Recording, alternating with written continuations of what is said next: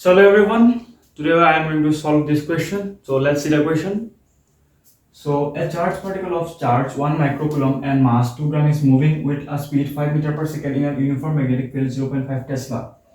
Find the maximum acceleration of the charged particle. So इस question में कहा है कि एक चार्ज पार्टिकल है 1 मिलीकूलम का और उसका मास 2 ग्राम है, वो 5 मीटर पर सेकेंड स्पीड से एक यूनिफॉर्म मैग्नेटिक फील्ड में जा रहा है.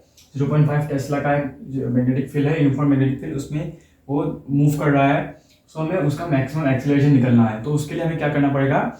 सो एक चार्ज पार्टिकल जब एक मैग्नेटिक फील्ड में रख दिया जाता है और वो एक चार्ज पार्टिकल जब एक मैग्नेटिक फील्ड में मूव कर रहा होता है तो उस पर एक फोर्स लगा हुआ होता है, मैग्नेटिक फोर्स. वो उसका फॉर्मूला क्या होता है, F = Q V cross B. उससे इसका फोर्स का वैल्यू आ जाता है. सो हमें इस फोर्स को इस फोर्स को निकाल के इस फोर्स को मास से, इस पार्टिकल का मास से डिवाइड करने से हमें मैक्सिमम एक्सेलरेशन मिल जाएगा. तो चलिए इस क्वेश्चन को सॉल्व करते हैं. तो हमें क्या दिया हुआ है, पार्टिकल ऑफ चार्ज क्या है, चार्ज कितना दिया है, Q = 1 mc 1 मिलीकूलम, अर्थात 1 × 10⁻³ कूलम. और मास कितना दिया हुआ है, हमें मास दिया है 2 ग्राम, यानी कि 2 × 10⁻³ किलोग्राम. और क्या दिया है, स्पीड या फिर वेलोसिटी दिया है 5 मीटर पर सेकेंड. और क्या दिया है, in uniform magnetic field of 0.5 Tesla. Magnetic field क्या है, 0.5 टेस्ला. सो ये हमें गिवन है, ये सब हमें गिवन है. इसलिए इससे हमें क्या निकलना है, मैग्नेटिक एक चार्ज पार्टिकल जब एक मैग्नेटिक फील्ड में रख दिया जाता है तो वो जो फोर्स एक्सपीरियंस करता है उस फोर्स का फॉर्मूला मैं लिखने जा रहा हूँ. F = Q V cross B. सो इस फोर्स का वैल्यू निकाल लेते हैं. Q कितना दिया है, 10⁻³ कूलम. V कितना दिया है, 5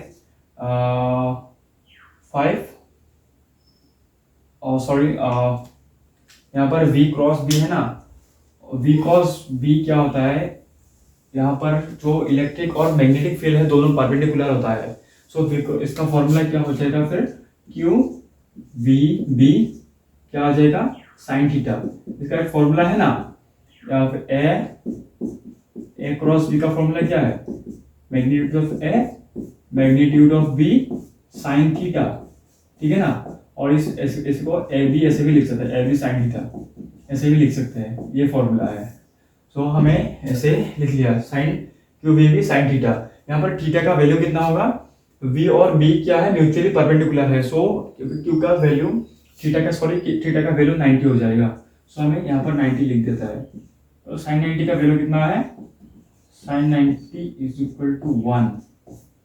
ठीक है. तो ये क्या हो जाएगा, QVB हो जाएगा, QVB.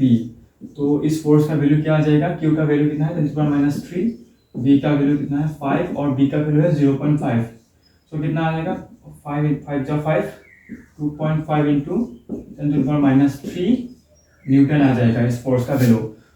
अब क्या करेंगे, इस फोर्स को, अब हमें क्या चाहिए, मैक्सिमम एक्सेलरेशन चाहिए. तो हम क्या करेंगे, मैक्सिमम एक्सेलरेशन के लिए Max के लिए F/m करेंगे, फोर्स बाय मास. ये होता है ना, मतलब जैसे F = ma होता है, A = F/m होता है ना, यहाँ से निकाला है. ठीक है.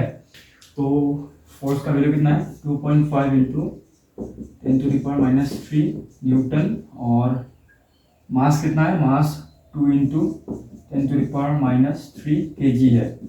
तो ये कट गया, तो ये क्या होगा, 2.5 जा 2, ये कितना होगा, ये करके देखते हैं.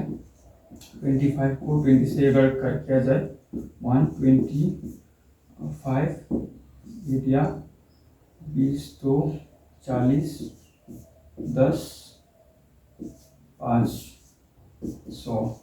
तो ये कितना आ जाएगा, 1.25 या एक्सेलरेशन है ना, तो मीटर पर सेकेंड स्क्वायर आ जाएगा. सो ये रहा आपका आंसर.